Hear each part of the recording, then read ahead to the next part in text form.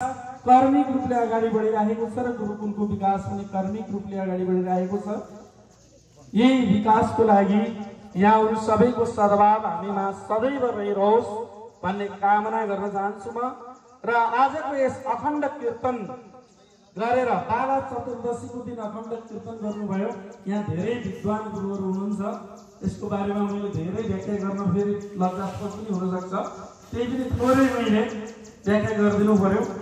कहिल्यै पनि धरतीमा उर्वरा शक्ति नघटोस् भन्ने उद्देश्यले र कसैको पनि अकाल मृत्यु नहोस्, कोही पनि अकाल मरण मर्नु नपरोस्। स्वत बीज हामीले छर्यौं भने, आजको दिन दान गर्यौं भने, आजको दिन पुण्य गर्यौं भने हामीले अश्वमेध यज्ञ गरे बराबरको फल पाउँछौं भन्ने जुन प्रमाणहरू चाहिँ भेटिएका छन्।